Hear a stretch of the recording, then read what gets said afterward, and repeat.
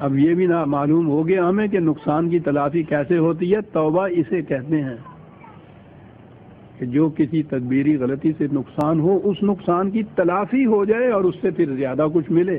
اور قرآن نے یہ فارمولہ بتایا ہے کہ اگر کہیں اس طرح سے کوئی غلطیاں ہو جائیں جسے عام طور پہ ہمارے ہاں گناہ کہتے ہیں, تو وہ کس طرح سے, جسے ہم کہتے ہیں نا بخشا جاتا ہے, تو وہ بخشا کیسے جاتا ہے. قرآن کا بڑا عظیم فارمولہ ہے جس کو ہمیشہ یاد رکھنا چاہیے. توبہ کے معنی یہ ہے ان الحسنات یذھبن السیئات 11/114. ناہمواریاں پیدا کرنے والے کام اگر کہیں تم سے ہو جائیں غلطی سے, کوئی تدبیری غلطی ہو جائے, صاحب ہو جائے کہیں, تو اس کے نقصان کی تلافی کا طریقہ یہ ہے کہ ایسے کام کرو کہ جو اس سے زیادہ نفع بخش ثمرات اور نتائج پیدا کر دے. یہ ہے طریقہ. وہ بھی پورا ہو جائے نقصان جو ہوا ہے تمہارے ہاں, اور کچھ زائد بھی تمہیں مل جائے. یہ ہے جی توبہ کے معنی.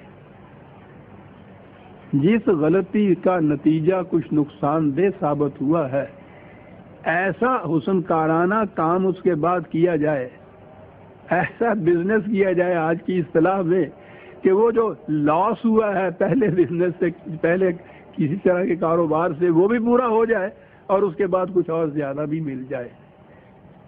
یہ ہے جسے آپ توبہ کہتے ہیں اور بخشش جسے کہتے ہیں. وَكَانَ ذَلِكَ عِندَ اللَّهِ فَوْزًا عَظِيمًا. کیا لفظ آ گیا ہے.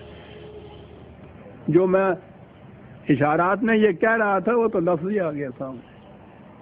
تمام مذاہب کے اندر منتہا جو ہے وہ نجات ہے.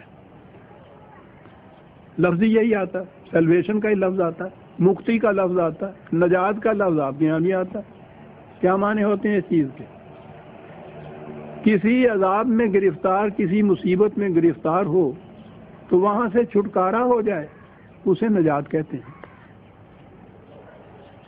مصیبت میں پہلے وہ پھنسے, اس سے نکل جائے تو ملا تو کچھ نہیں نا. وہ جو اس میں گرفتاری ہوئی تھی, یہ جو بند تھے, جو ہتکڑیاں لگی تھیں, جو قید خانے میں گیا تھا, وہاں سے آنے کے بعد یہی ہوگا نا جیسا پہلے تھا ویسا ہو گیا.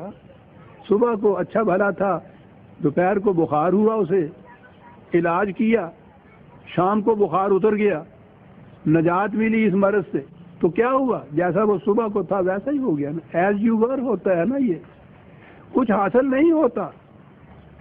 ساری دنیا کے مذاہب میں نجات کا تصور ہے یہ کہ انسان سے غلطیاں ہوئی, گناہ ہوئے, کچھ اس کو عذاب ملا, کچھ اس کو سزا ملی, سزا ملنے کے بعد وہ 3 مہینے 6 مہینے کی قید تھی, قید اس نے کاٹ دی, پھر واپس باہر آ گیا, تو یہ ہو گیا نجات. یعنی یہ ہے سارا سلسلہ رشد و ہدایت, خدا کی تخلیق, کائنات, پروگرام, نظام, کہ انسان جیسا پہلے تھا ویسا ہی پھر ہو جائے. مینا سزت خدائرہ. اندازہ لگائیے یہ کھیل کیا ہے کہ جیسا تھا ویسا ہی ہو گیا. قرآن اس کے لیے فوز کا لفظ استعمال کرتا ہے. میں کیا عرض کروں اپنے یہاں اس کے لیے لفظ کیا ہے. فائز المرام ہونا ہم کہتے ہیں. فوز جو ہے اچیومنٹ کو کہتے ہیں, کچھ حاصل ہونا,